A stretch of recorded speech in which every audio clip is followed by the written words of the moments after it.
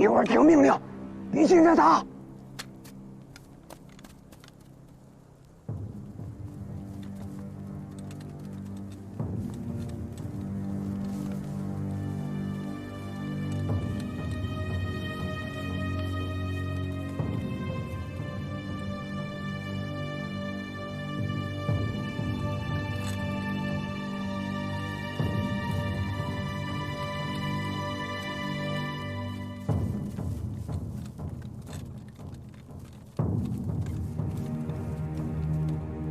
手榴弹准备。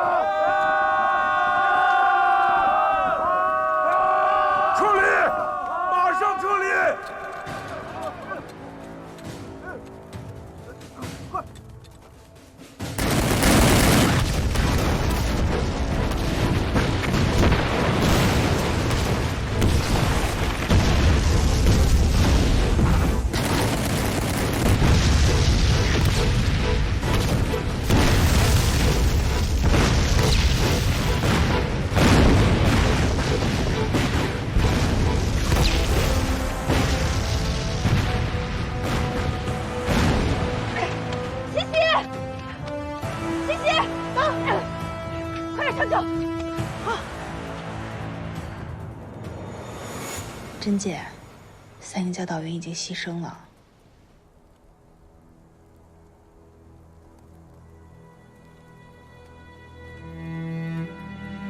大家给我仔细搜寻，不能落下一个伤员，听见没有？是。李主任，李主任，团长政委，请你马上去指挥所。走。走。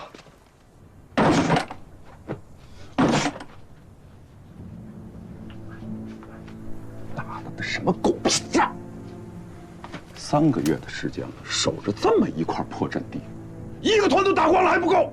李华长，你能不能打电话再向上级请示一下，让我们独立团撤出阵地，采取游击战去掏到敌人的后腰，兴许我们还有机会。我打了3回了，3回都让上级驳回了，我再打，我这个职都给免喽。既然上级不让撤，你又怕被免职，那我能怎么办？就这么守着呗。陈天佑，你说的什么狗屁话？你觉得我怕就地免职啊？我怕这么打下去，咱们这支部队会打光。不管了啊，听我的，我跟你说说我的想法。今天晚上连夜撤离，我们迂回到凤溪、临沂一带，切断敌人的补给线，扯断敌人的后腿，就这么干。看着我干什么？你真那么强？你可要想清楚了，如果我们真这么干了，就算是你的目的达到了，你这个政委可也当到头了。我不当就不当了，我不能让独立团打这种窝囊仗啊！放心，责任我来负，行吗？这个责我跟你一起负。我现在就下命令。等等，吕主任，你来的正好。我们现在伤员这么多，先别说伤员的事儿了，你知道什么是大局吗？我知道，但是我认为大局如果出了问题，就需要我们来弥补。你怎么判断出大局就出了问题？我怎么判断不出来大局出了问题？吕主任，你自己长眼睛了，请你看看，这是最近几天的战报，你可以自己看。那么，请你告诉我，你觉得大局没问题吗？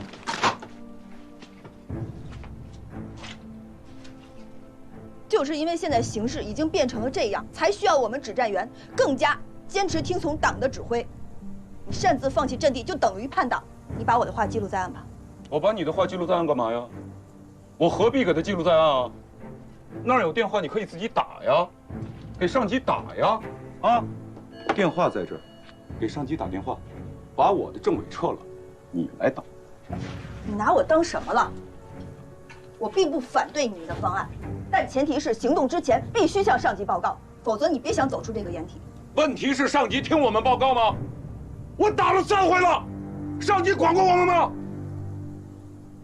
知道为什么吗，吕主任？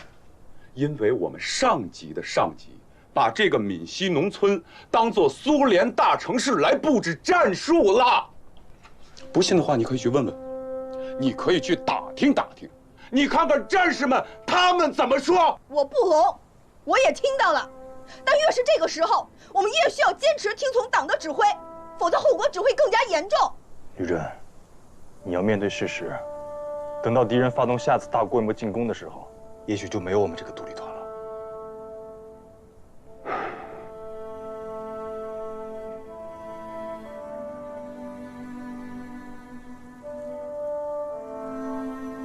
那让我来向军团政治部首长报告吧，我相信首长一定会同意的。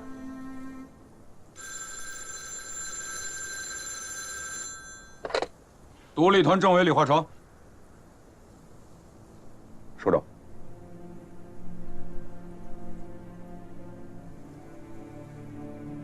是。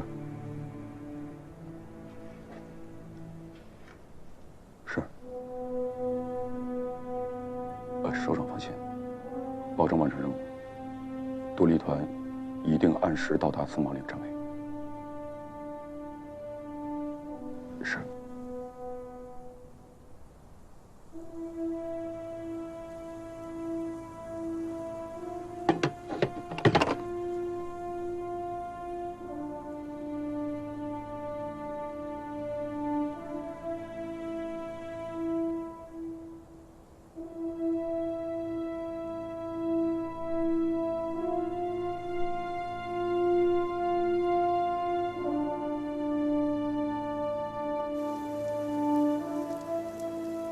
200里路，限时24小时赶到，神仙也做不到啊！命令不就是洋人唱洋戏吗？这是中国军委的命令，做不到，我们也得做到。政委，我能不能发表点我个人的意见？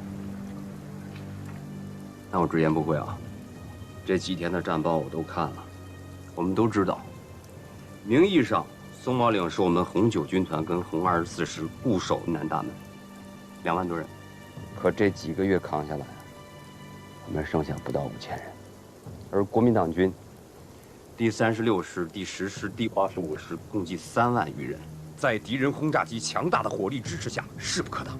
这个时候，中国军委这么大老远调我们这支损兵折将的独立团去支援松毛岭，是没意思。去了也是杯水车薪，而且24小时200里地啊，黑天白天的跑，得不停的跑，还全是山路，打什么仗？跑过去都累死。这个命令说明2点：第一，松毛岭告急了；第二，红军已经无兵可调。对，虽然这个命令是中革军委下的，可在这种捉襟见肘的时候，这种调动挽救不了败局，去了就是死。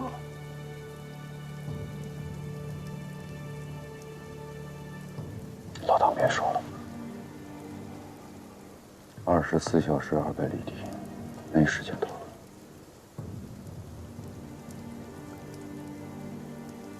政委，你意思我们依然执行这个命令？不然呢？有其他办法吗？必须执行。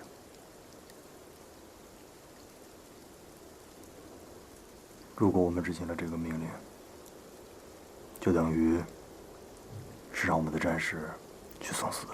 对要执行，不对也要执行，这是对一个红军指挥员最基本的要求。吕主任，事关我们队伍的生死存亡，你不能这么较真儿。在这个原则问题上，就得较这个真儿，否则怎么打胜仗？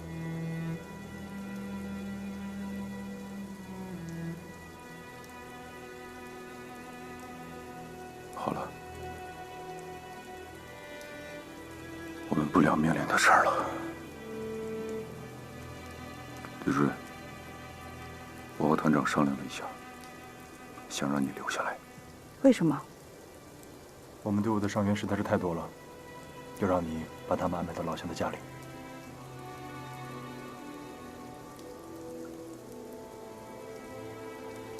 好，保证完成任务。老唐，集合部队吧。对的要执行，错的也要执行。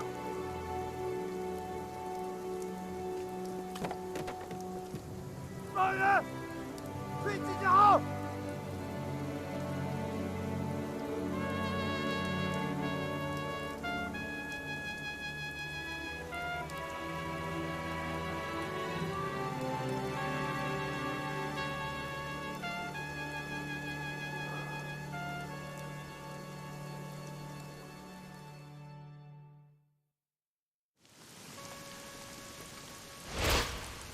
苏州，咱们还有多少口粮？最多还能撑7、8天。我正准备到附近集镇去征点，如果不用征了，时间上来不及。这样，把所有口粮发给战士们，便于行军。是。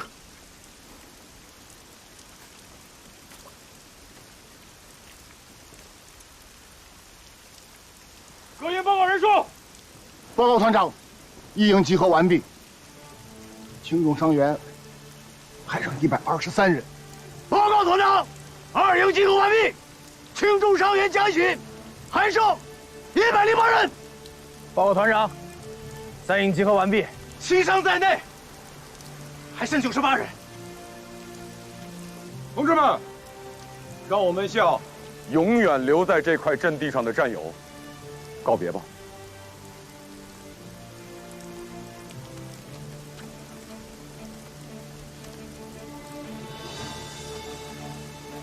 进来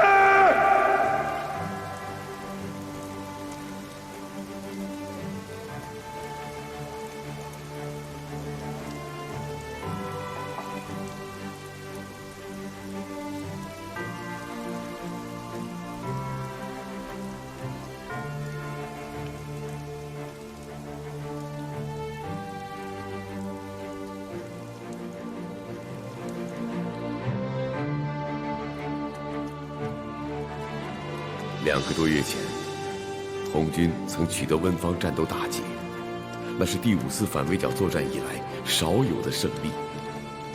可2个月后，形势再度恶化，敌人推进到苏区东大门松毛岭，红军部队浴血奋战，坚守阵地，但终因敌我兵力悬殊而越来越陷于被动。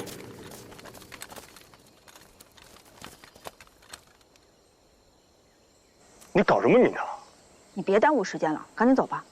我说李真同志，你得给全团做出一个服从命令的榜样啊！我已经按照团长、政委的命令安顿好了所有的伤员了。你服从什么命令呢？我们是让你留下来。我留下来干什么？安顿伤员。我已经安顿好了呀。不是，我想问问你，这么短的时间之内，几10位的伤员，你怎么安顿的？报告政委、团长，我们把伤员都交给苏维埃了。你们怎么能把我们的伤员推卸给群众呢？赶紧回去！我们现在人生地不熟，把带不走的伤员交给当地苏维埃政府才是最好的办法。你较什么真儿啊？现在哄他走也来不及了，赶紧走吧。继续前进。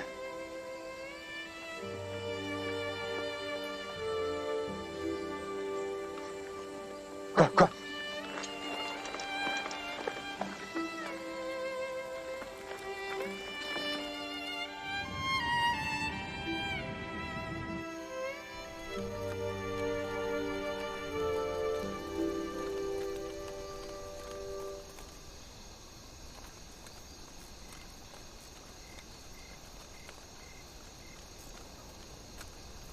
哎，稍等一下，同志，你们是从松马岭下来的吗？是啊，是啊，打得太惨了，我们的红军兄弟啊，真是太英勇了。松马岭主力战场吃紧，如果连这里都守不住的话，那么就会彻底失败。再接下去，整个苏区都会沦陷。辛苦了，同志，你们赶快走吧。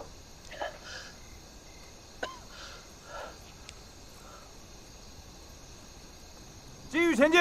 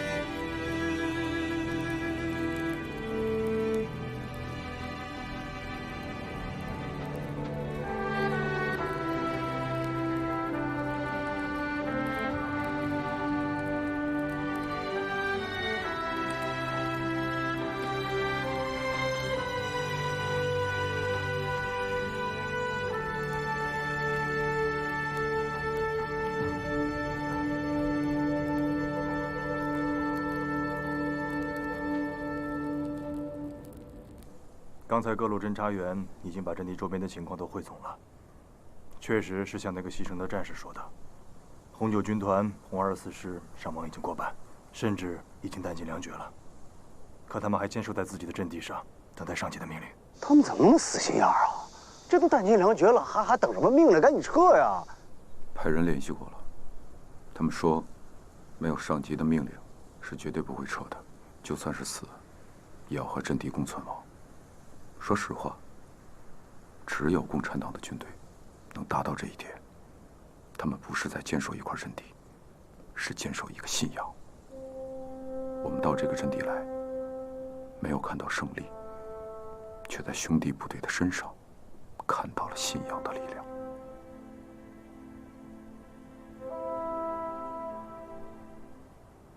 政治部提倡独立团的所有共产党员们，在苏维埃政权陷入危机的时候，都要挺身而出，恪守自己在党旗下的宣誓。老唐，开始布置一下阵地战术吧。我们左翼3华里是红九军团防御的阵地，白叶杨岭；右面4华里刘坑口是由红24师防御的阵地，而我们防御的这块阵地在中央。阵地特点是上山道路狭窄，不利于大部队集结进攻，而更有利于防守，可想而知。如果不是因为敌人的空中火力，我们之前的这支游击大队也不至于全军覆没。对付正面的第10师，我们还能扛一扛。如果对付敌人空中轰炸机的话，结局大家都看见了。代理参谋长，那要照你这么说，我们要放弃这块阵地？我累得都没有劲儿了，真不爱在战术问题上跟你们女人磨牙。这不是战术问题，更不是男女问题，这是一个政治问题。政治我也没有你懂，要不你说吧，我不说了。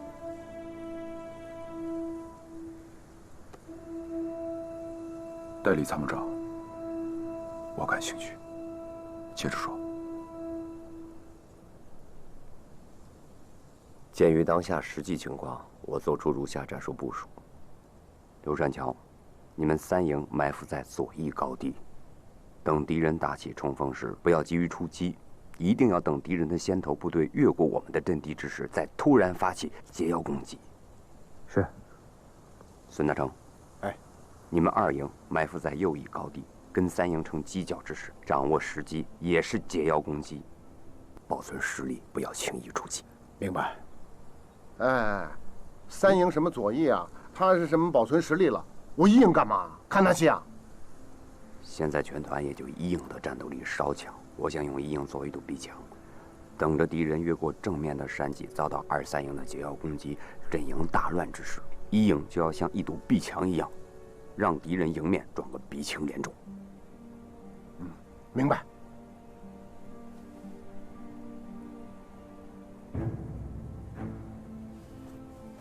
我就是个代理参谋长，怎么想到就怎么说了，拍板还得由团长和政委拍板，这也是我从第1次反围剿战役中学习的，在这儿灵不灵，我不敢打保票。说完了。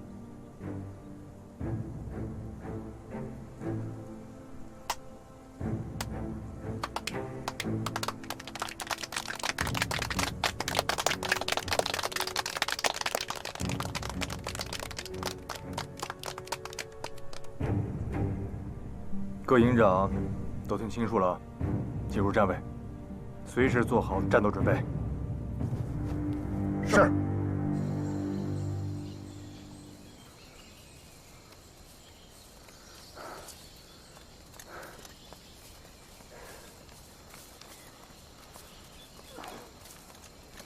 你别说，这地形选的不错。唐运龙，这代理参谋长“代理”2个字肯定要去掉了。这家伙打仗啊，还真行。嘿，孙营长，在这点上，我是完全赞成你的观点。二营长，我是出发前才调到2营的，具体的2营的情况还不是特别的了解，还希望你多多担待啊。我把你调到2营，把林木枝气坏了。嗨，没有，说实话，是有那么点儿。说正事啊，你看，最近部队里士兵的士气不是特别的好，总有一些说闲话的，你都听见了吧？听见了，也没什么可担心的。真的打红眼了，谁都不会往后退缩的。哎，这段时间我算打出经验了，那子弹呐，专找的怕死的人打。你怕死吗？孙大哥，你说什么呢？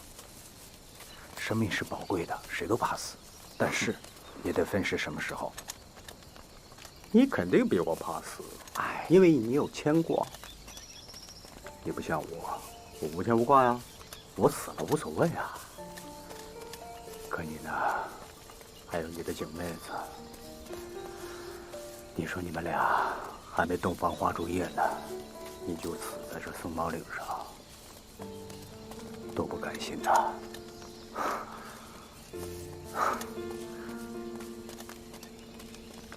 哎，那边有些情况，我过去看看啊。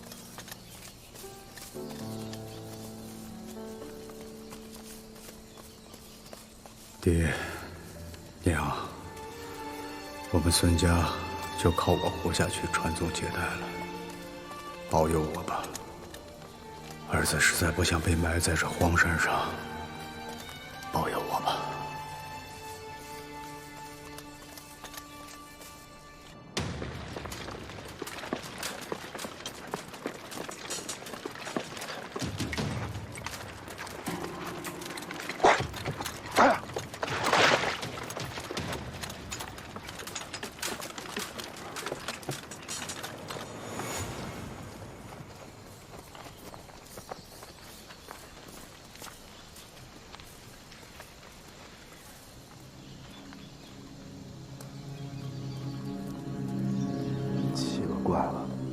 他们这是要收摊啊！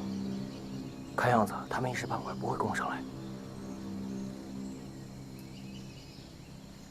走。是。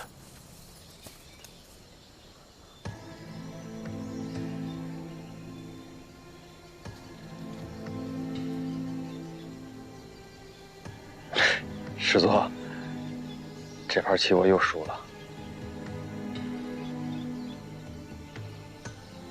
刘备良，再给你一次机会。报告，36师急电。念。我部将在1小时后，在总部轰炸机的空中支援下，向红九军团残军发起最后一击。望你部从左翼发动猛烈进攻，突破防线后，侧击红九军团，以策应我部一举歼灭，突破防线。齐北良，师座，36师让我们现在就，36师和我们不是一个爹娘生的，不用管他们。可是现在的战局，如果我们不跟36师协同作战的话，那会不会上座？我心里有数。昨天轰炸机这一通刷破，正面部队已经都清扫干净了，剩下的只是一些卒子而已。而且，我们什么时候想要越过红军的楚河汉界，抬抬腿就过去了。我本来不想孤军深入，想等36师和85师的进展再择机行动。可他凭什么让我去策应他？跟他们回电，就说我部与贵部同时行动。是。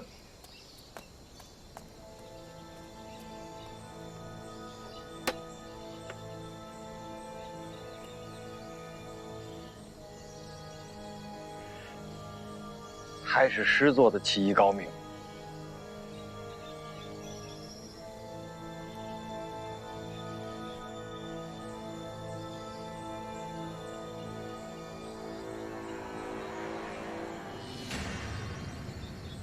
第10师按兵不动，对，没有任何要进攻的迹象。是敌人麻痹轻敌啊，还是另有计划？我倒是突然之间想起一件事来。前几年蒋桂战争爆发，这2支部队可是各为其主，刺刀见红的。所以我觉得何明仁会不会有可能根本不想配合桂系部队作战？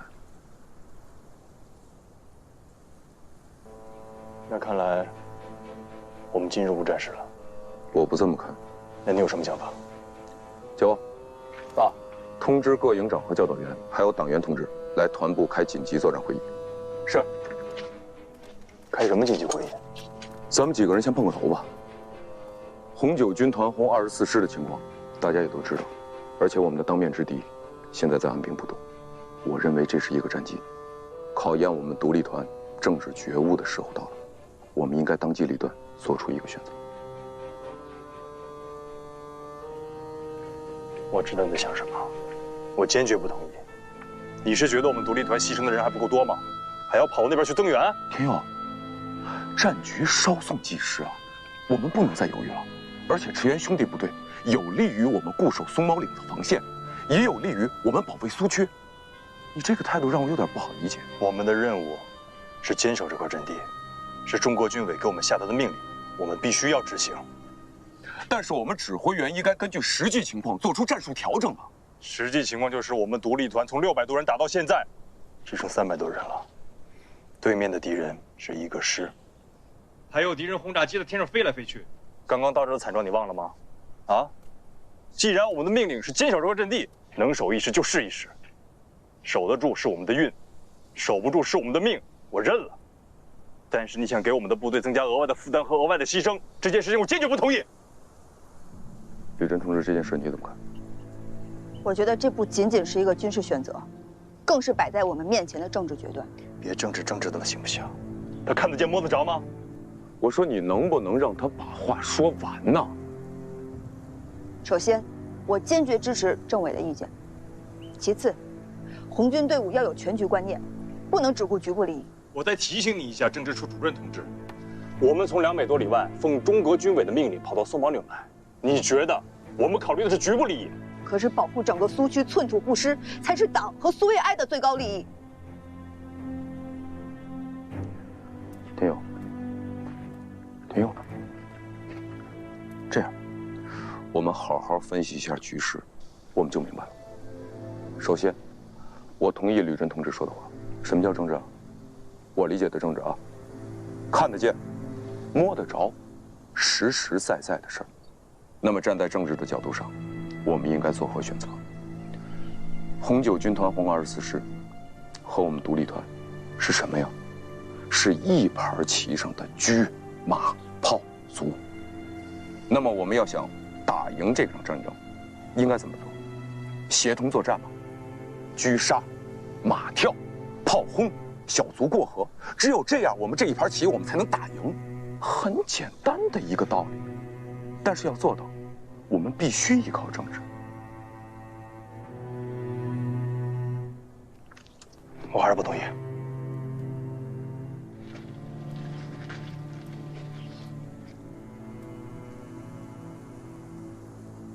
团长，虽然我还是代理参谋长，但是我坚决支持政委的决断。这个仗得这么打。我们陈地实施按兵不动，组织200人的突击队，越过那道军岭，等敌人第36师对我们红九军团阵地发起进攻时，拦腰侧击，打得个猝不及防，定能收到奇效。打完迅速撤回。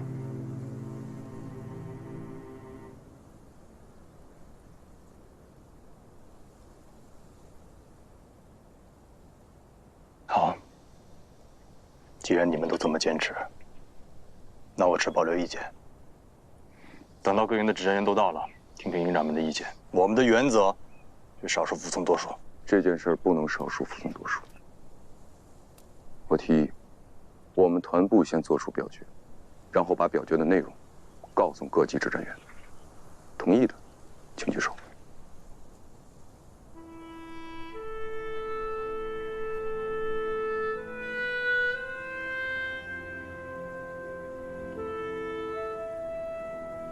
那就3比1通过吧。你为什么不举手？因为我不希望我们的队伍像前面的兄弟部队一样，永远的留在索马岭。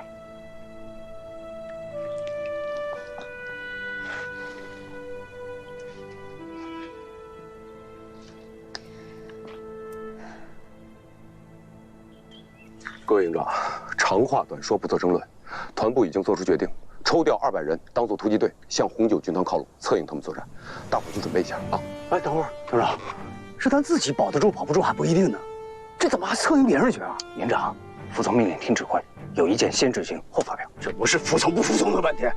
营长，你闭嘴！孙大成同志，你一个共产党员怎么能这么说话呢？就因为我是共产党员，我才不能执行错误的决定啊！孙营长，这件事我们不讨论了，行吗？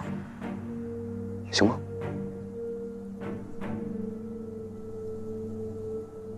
团长，按照团部的计划下命令吧。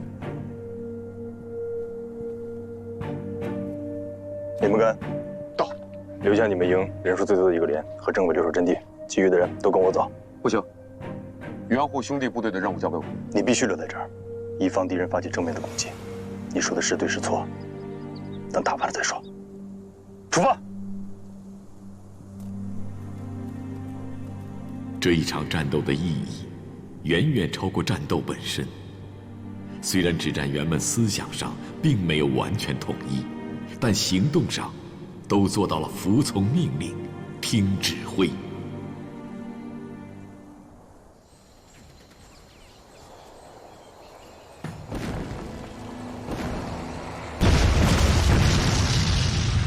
看来36师这次是志在必得了。那师总，我们要不要现在趁势？不着急，再等等。等到望远镜里看不到红军旗帜的时候，我不再向前推进。明白。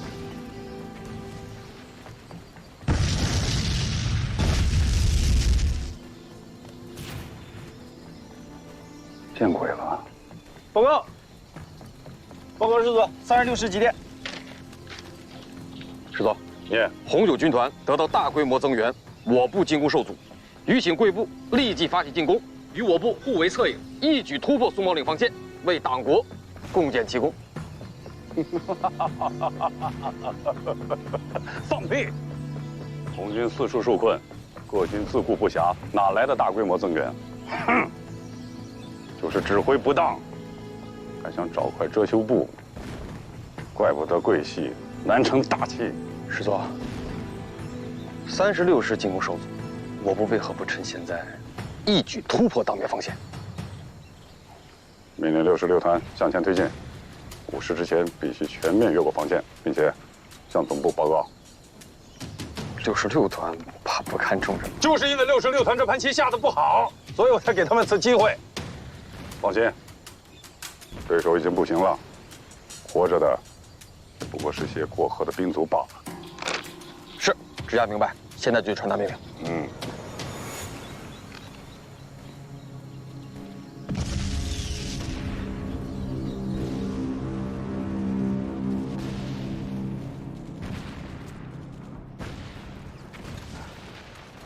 报告，一直安兵不动的第10师突然集结了一个团的兵力，像是要对我们发起进攻了。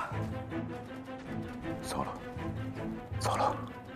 营长，我们现在只有100多人的兵力，但是必须要坚持到团长回来，有没有信心？信心有，阵地不一定守得住，但是我能保证，一定坚持到最后一个人。我现在不想听你泄气的话，我现在只想知道，借助这个地形优势，你可以守多长时间？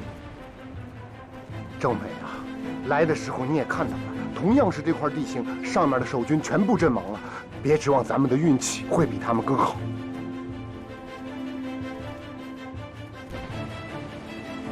不过政委，我们一营一定全力以赴。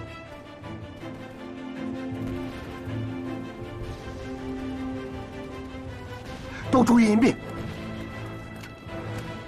营长，加载，这是最后一道防线了，去把所有人给我带上来。所有人都带上来。你告诉他们，越怕死，就越容易死。这就和打架一样，要想自己站直了，就必须把敌人给我干趴下。就这么点弟兄了。哎，大家伙都听好了，每个人找一个能打死敌人，敌人又打不死你的好地方，准备战斗。营长，这仗怎么打呀？拼了命打，哪有那么多废话？是。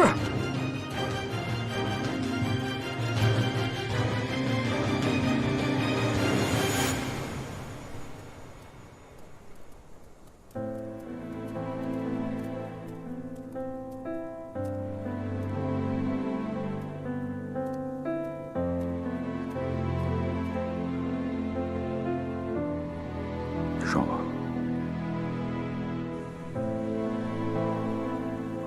我错了吧？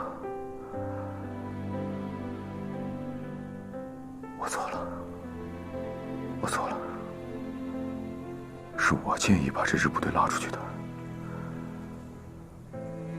我没有料到贺明仁这么老奸巨猾，我错了。刚才我看到营长和连长信心不足，没想到你也在犯嘀咕。政委，你是我们的主心骨，这个时候你一定要保持冷静啊！怎么可能呢？我的心又不是铁打的。我们指挥员不能犯错，犯错了就是致命的。一旦犯错了，宋茂岭阵地就会失守，中国军委交给我们的任务我们就完不成。而且最关键的是，我和田友亲手创立的这支部队，就会完全葬送在宋茂岭上。我错了，错了。你想听听我的看法吗？好。